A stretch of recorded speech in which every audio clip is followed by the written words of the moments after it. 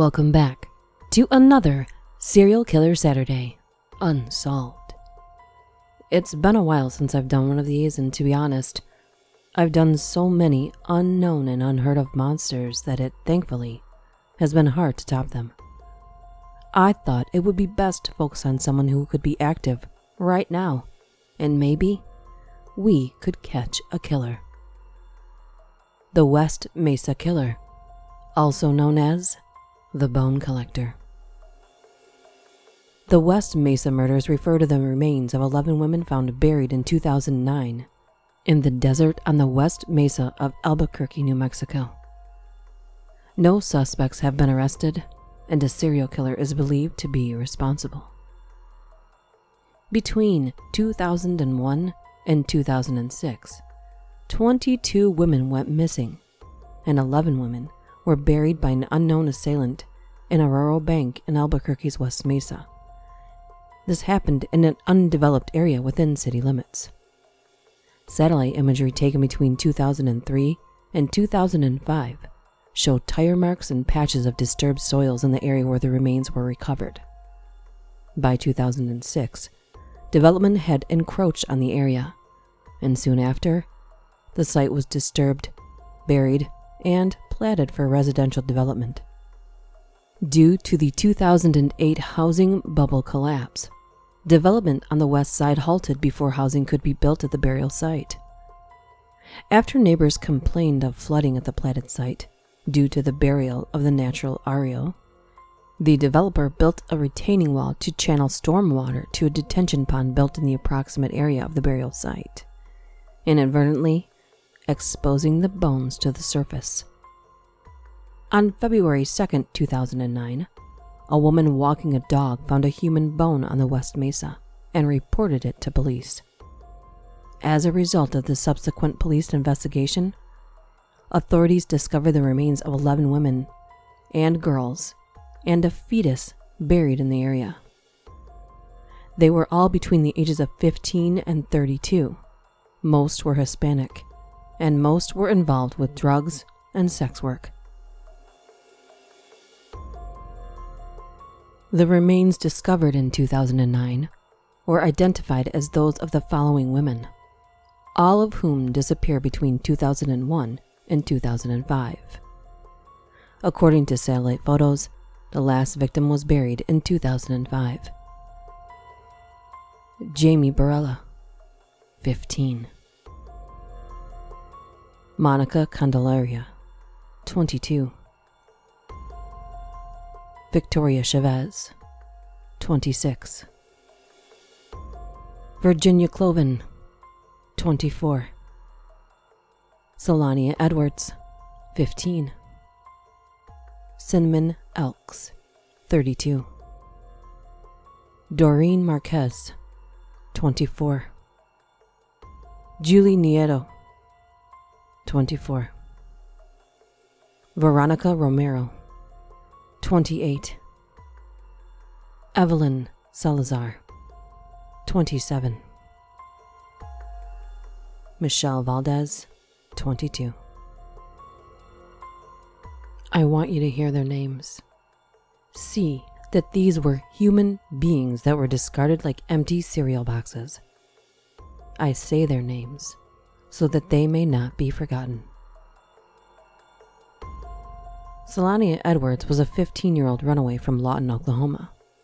She was the only African American and the only victim from out of state. Michelle Valdez was 4 months pregnant at the time of her death.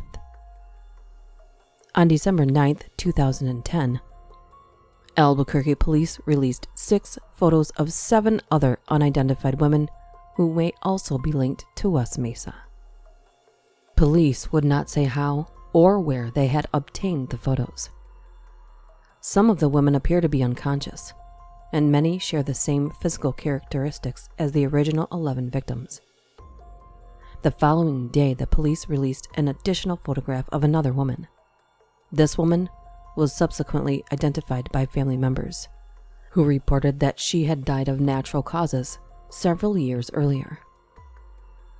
On December 13th of 2010, police reported that 2 of the women in the photos had been identified as alive and could have valuable information if they could be located.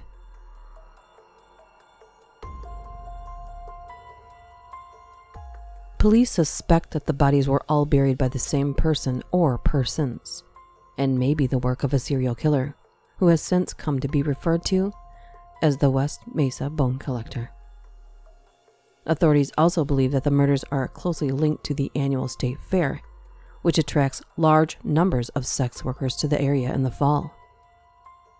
No official suspects have ever been named in the connection with the murders. In 2010, a reward of up to $100,000 was being offered for information leading to the arrest and conviction of the person or persons responsible. Over time, a number of men have attracted police attention, though not named as full suspects, in connection with the murders. Fred Reynolds was a pimp who knew one of the missing women, and reportedly had photos of missing sex workers. He died of natural causes in January in 2009. Lorenzo Montoya lived less than 3 miles from the burial site. In 2006, there were reportedly tire tracks leading from his trailer to this site. In December of 2006, Montoya strangled a teenager at his trailer and then was shot to death by the teen's boyfriend. In August of 2010, police searched several properties in Joplin, Missouri associated with a local photographer and businessman in connection with the West Mesa cases. They confiscated tens of thousands of photos from the man, who reportedly used to visit the state fair in Albuquerque. In December of 2010, convicted Colorado serial killer Scott Lee Kimball stated that he was being investigated for the West Mesa murders, but he denied killing the women. In 2014, a breakthrough on a decades-old case caused Albuquerque police to become interested in Joseph Blay regarding the murders. Blay has been dubbed the mid-school rapist for his activities in the 1980s. Police say he would often break into the homes of 13 to 15-year-old girls who lived near McKinley Middle School in Albuquerque and rape them. In one case, there was a DNA sample, but the rape test kit wasn't rerun until 2010, eventually linking Blay to the rape. In 2015, Blay was also suspected by police of killing a sex worker.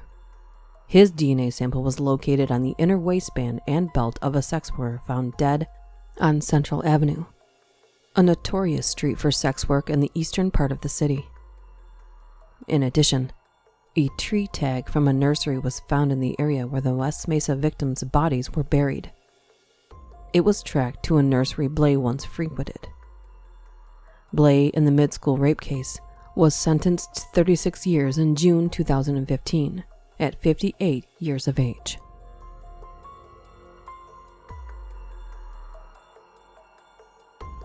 It's been over 9 years since the first human bone was found on a dusty stretch of the West Mesa.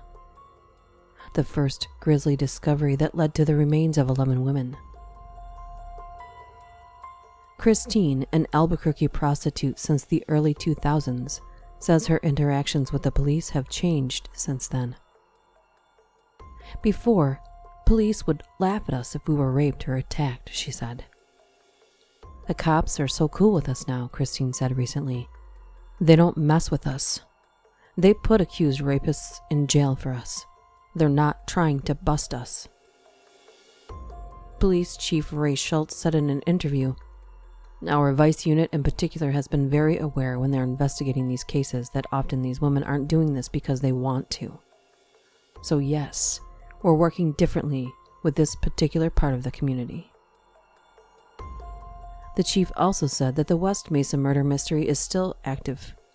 He's optimistic about someday solving it, but detectives still haven't gotten the one piece of concrete evidence they'd hoped for. Tips, which numbered in the hundreds in the months after investigators began excavating the crime scene, have slowed to a trickle. Detectives continue to follow leads, although most of them point in the direction of the same small group of possible suspects who have been on APD's radar since the beginning.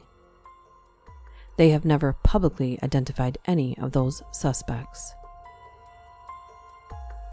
The shift to amicable interactions between cops and prostitutes is just one of the several changes that affect a fringe population often victimized by serial killers. Prostitutes are often estranged from their families, have no support networks, and are easy prey for men with evil intentions. Potential victims are lured easily into cars and private spaces, and often, no one comes looking should one of them disappear. Some of the victims unearthed from graves on the West Mesa were not reported missing for several months. At least 3 men have told prostitutes that they are the West Mesa killer. They use that to try and intimidate them. It's when he's trying to instill the fear.